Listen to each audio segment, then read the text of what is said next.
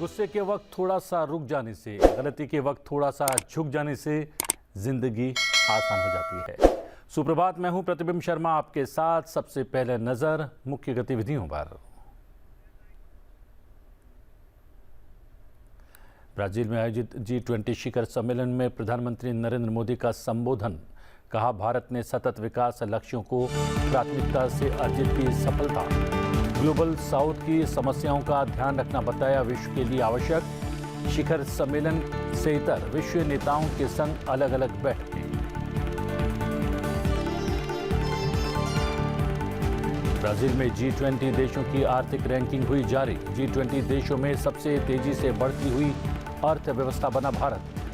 2024 के लिए अनुमानित 7% GDP विकास दर के साथ भारत अग्रणी। इंडोनेशिया 5% के साथ दूसरे स्थान पर। चीन 4.8% की विकास दर के साथ तीसरे स्थान पर। गृहमंत्री अमित शाह ने सुरक्षा एजेंसियों के साथ मणिपुर पर की बड़ी बैठक। मणिपुर में सुरक्षा स्थिति का किया आकलन। जातीय हिंसा से प्रभावित राज्य में जल्द से जल्द शांति और व्यवस्था बहाल करने का अधिकारियों को दिया दिशा निर्देश।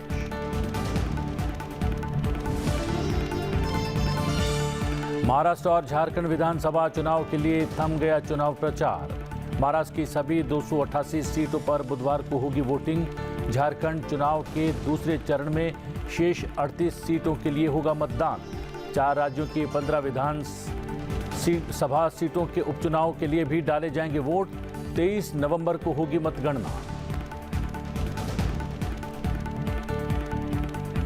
भारत में पहली बार आज से शुरू हो रही है स्पेशल ओलंपिक्स एशिया पैसिफिक बोची और बॉलिंग प्रतियोगिता। उपराष्ट्रपति राजधानी दिल्ली के त्यागराज स्पोर्ट्स कॉम्प्लेक्स में करेंगे उद्घाटन। खिलाड़ियों को भी करेंगे संबोधित।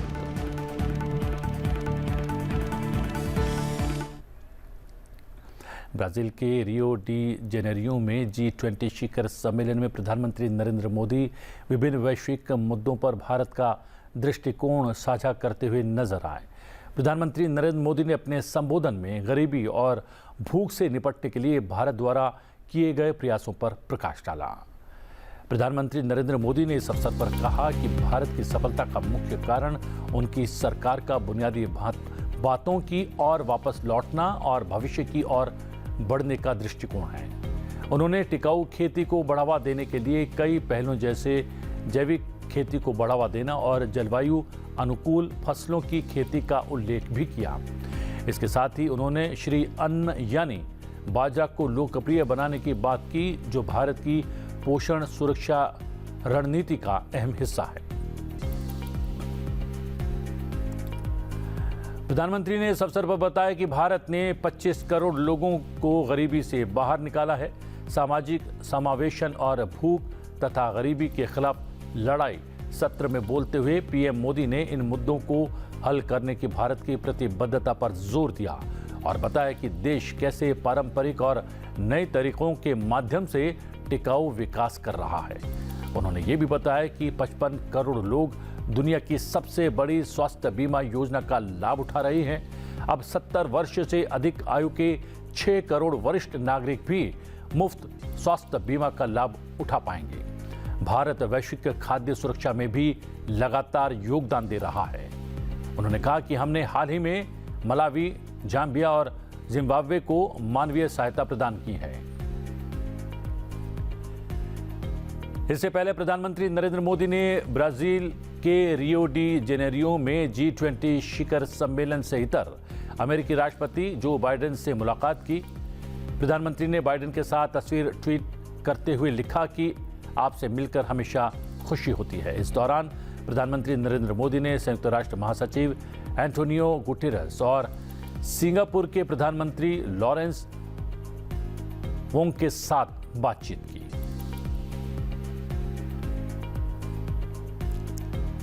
प्रधानमंत्री नरेंद्र मोदी ने नॉर्वे के प्रधानमंत्री जोनास जी स्टोर, ब्रिटेन के प्रधानमंत्री स्टारमर, इंडोनेशिया के राष्ट्रपति प्रबोवो सुबियांटो, पुर्तगाल के प्रधानमंत्री मोंटेनेग्रो, इटली के प्रधानमंत्री मेलोनी, फ्रांस के राष्ट्रपति मैक्रों के साथ द्विपक्षीय बैठक की।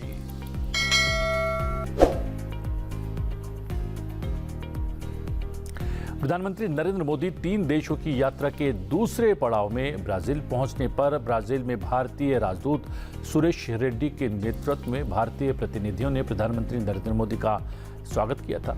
प्रधानमंत्री नरेंद्र मोदी का स्वागत करने के लिए भारतीय प्रवासी उत्साह से लबरेज दिखाई दिए।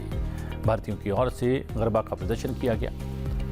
ब्राजील के रियो डी जेनेरियो में ब्राजील के वैदिक विद्वानों ने संस्कृत मंत्रों का उच्चारण करके प्रधानमंत्री नरेंद्र मोदी का स्वागत किया।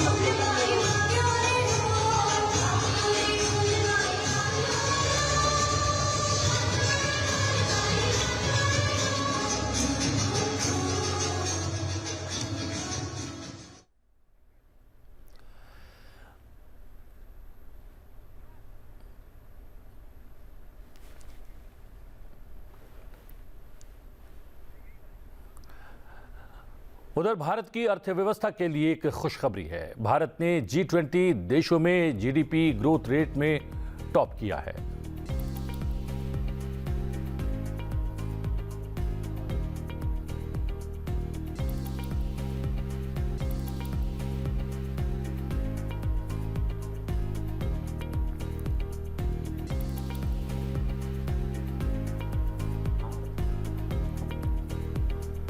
जहां आपने देखा ब्राजील में किस तरीके से मंत्रोच्चारण के साथ भारतीय प्रधानमंत्री नरेंद्र मोदी का स्वागत किया गया था और इस अवसर पर बाकायदा गरबा भी किया गया। दूसरी ओर एक बड़ी खबर है भारत के लिए। भारत की अर्थव्यवस्था के लिए एक खुशखबरी है। भारत ने G20 देशों में जीडीपी ग्रोथ रेट में टॉप किया है। भारत का 2024 में अनुमानित ग्रोथ रेट 7% है, जो G20 देशों में सबसे ज्यादा दर्ज किया गया है। देश की ये उपलब्धि मजबूत अर्थव्यवस्था और ग्लोबल चुनौतियों के बीच एक शक्तिशाली विकास को दर्शाती है। G20 देशों में भारत की अर्थव्यवस्था 7% की वृद्धि दर के साथ 2024 में सबसे तेज गति से बढ़ने की उम्मीद है। G20 देशों में विकास दर के मामले में इस साल भारत के बाद 5% की विकास दर के साथ इंडोनेशिया दूसरे और 4.8% के साथ चीन तीसरे स्थान पर है। ब्राजील में चल रहे G20 शिखर सम्मेलन में रैंकिंग जारी होने के बाद एक्स पर पोस्ट किए गए भारत सरकार के बयान के मुताबिक अनुमानित 7% की जीडीपी विकास दर के साथ भारत G20 देशों में अग्रणी स्थान पर है। ये उपलब्धि भारत की मजबूत अर्थव्यवस्था को उजागर करती है, जो वैश्विक चुनौतियों के बीच अपनी मजबूती और तेज गति से देश के विकास को प्रदर्शित करती है। जीडीपी वृद्धि में 3.6% की विकास दर के साथ रूस चौथे और 3% के साथ ब्राजील और अफ्रीका रीजन 5वें स्थान पर है।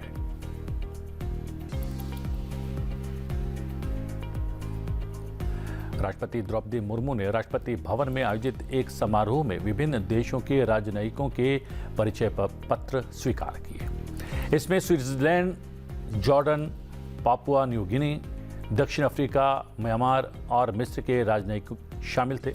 अपने परिचय पत्र प्रस्तुत करने वालों में स्विट्जरलैंड की राजदूत माया टिस्फी, जॉर्डन के राजदूत यूसुफ मुस्तफ़ा अली अब्देल गनी और पापुआ न्यू गिनी के उच्चायुक्त विंसेंट सुमाले शामिल थे। इसके अलावा दक्षिण अफ्रीका के उच्चायुक्त प्रोफेसर अनिल सुकलाल, म्यांमार के राजदूत जॉ ऊ और मिस्र के राजदूत कामिल जायद कामिल गलाल ने भी राष्ट्रपति को अपने परिचय पत्र पेश किए।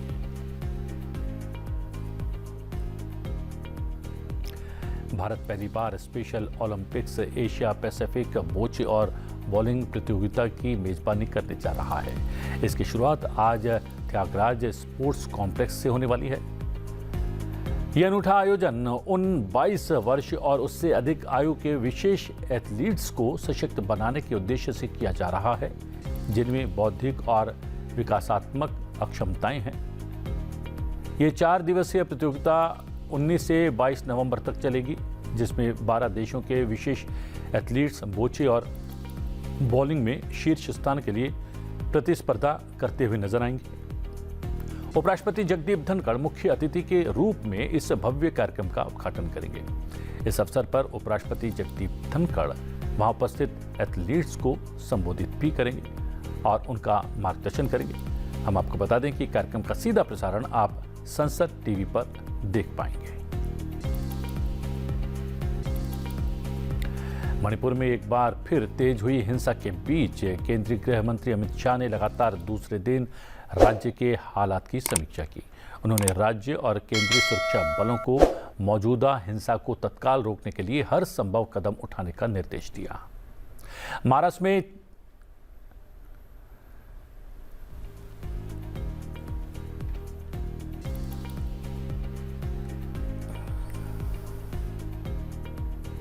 हम बता दें, महाराष्ट्र में चुनावी रैलियों को रद्द कर वापस लौटे केंद्रीय गृह और सहकारिता मंत्री अमित शाह ने लगातार दूसरे दिन मणिपुर के हालात की समीक्षा की। अमित शाह ने राज्य व केंद्रीय सुरक्षा बलों को मौजूदा हिंसा को तत्काल रोकने के लिए हर संभव कदम उठाने का निर्देश दिया। इसके साथ ही केंद्रीय अर्धसैनिक बलों की 50 अतिरिक्त कंपनियां यानी 5000 जवान भेजने का भी निर्णय लिया गया। हम आपको बता दें कि 2 दिन पहले ही गृह मंत्रालय ने केंद्रीय अर्धसैनिक बलों की 20 कंपनियां मणिपुर भेजी थी। केंद्र और राज्य के वरिष्ठ अधिकारियों के साथ बैठक में गृह मंत्री अमित शाह ने विस्तार से हिंसाग्रस्त इलाकों में सुरक्षा बलों की तैनाती और हिंसा रोकने के लिए अभी तक उठाए गए कदमों की जानकारी ली। अमित शाह ने सभी अधिकारियों को तत्काल हिंसा रोकने का निर्देश दिया। झारखंड और महाराष्ट्र में विधानसभा चुनाव के लिए चुनाव प्रचार थम गया है। दोनों राज्यों में 20 नवंबर को वोट डाले जाएंगे। झारखंड की बात करें तो झारखंड में 38 सीटों पर दूसरे चरण का मतदान होगा। झारखंड में दूसरे चरण की अधिकांश सीटें आदिवासी बहुल संथाल परगना में हैं। महाराष्ट्र में भी चुनाव प्रचार समाप्त हो गया है। शिवसेना और एनसीपी के विभाजन के बाद ये पहला विधानसभा चुनाव है। 288 सीटों वाली महाराष्ट्र विधानसभा के लिए बुधवार को मतदान होगा। 23 तारीख को वोटों की गिनती होगी। मौजूदा सरकार का कार्यकाल 26 तारीख को पूरा हो रहा है, इसलिए उससे पहले नई सरकार का गठन किया जाना बेहद आवश्यक है। हम आपको बता दें फिर से कि 23 नवंबर को मतगणना होने वाली है। महाराष्ट्र विधानसभा चुनाव 2024 से पहले बुजुर्ग और पात्र दिव्यांग मतदाताओं को घर से मतदान करने की सुविधा प्रदान की जा रही है। तुलाच आता पुढे यायचे, तुलाच आता पुढे यायचे, तुलाच आता पुढे यायचे देश घडवण्या। उनका 1918 अभी पूरा हुआ है 1 मार्च को। 10-12 साल से वो वोट नहीं कर पा रही थी। अच्छा। क्योंकि वो तब से मिस सकते हैं। लोकशाही ही तुझीच आहे, कर्तव्याला चुकू नको। ये पुढे मतदान कर, लोकशाहीचा सन्मान कर। ये पुढे मतदान कर, लोकशाहीचा सन्मान कर।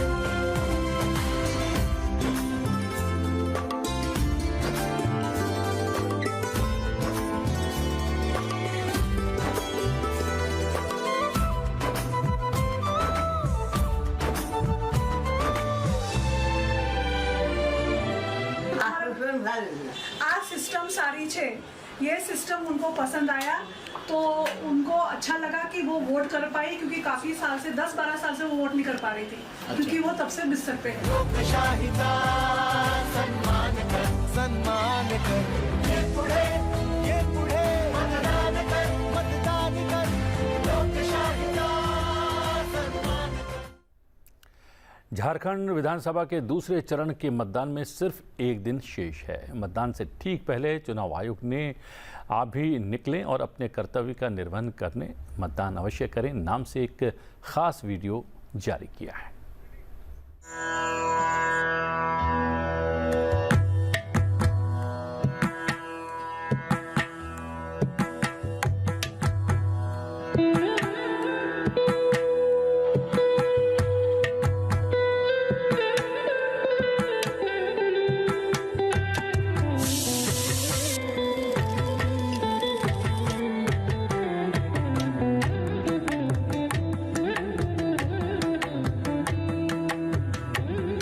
दादा ये क्या बना रहे हैं आप? छऊ का मुखौटा बना रहा हूँ। बांस का टोकरी बना रहे हैं। डेगची का ढक्कन है। मेरी स्पेशल रेसिपी ये बना रहे। सोहराय पेंटिंग। Semester project. और आप? मैं निकला हूँ अपने कर्तव्य का निर्वहन करने। अच्छा, वो कैसे? ऐसे।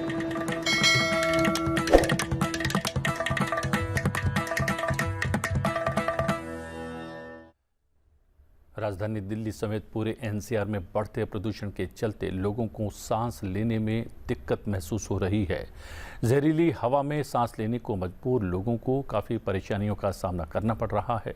इसे देखते हुए दिल्ली एनसीआर में ग्रेडेड रिस्पांस एक्शन प्लान का चौथा चरण लागू कर दिया गया है। ग्रेप 4 की बंदिशें प्रभावी हो चुकी हैं। दिल्ली में 10वीं और 12वीं की क्लास को छोड़कर अन्य सभी कक्षाओं के लिए स्कूल बंद रखे गए हैं। ग्रेप 4 लागू होने के बाद राजधानी में ट्रक, लोडर समेत अन्य भारी वाहनों को दिल्ली में प्रवेश करने की इजाज़त नहीं है। हालांकि आवश्यक सामग्री की आपूर्ति करने वाले वाहनों को प्रवेश लगातार जारी है। सभी प्रकार के निर्माण और तोड़फोड़ कार्यों पर प्रतिबंध लगा दिया गया है।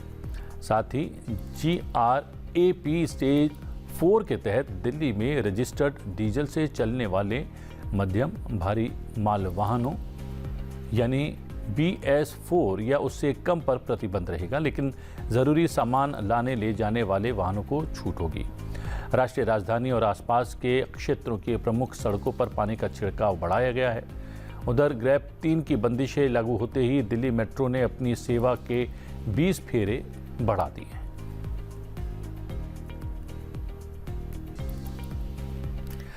ब्राजील के रियो डी जेनेरियो में प्रधानमंत्री नरेंद्र मोदी का भव्य स्वागत किया गया। जी हां, हम आपको छोड़े जाते हैं इस भव्य स्वागत की झलकियों के साथ। मुझे दीजिए आज्ञा, बने रहिए संसद टीवी के साथ। नमस्कार।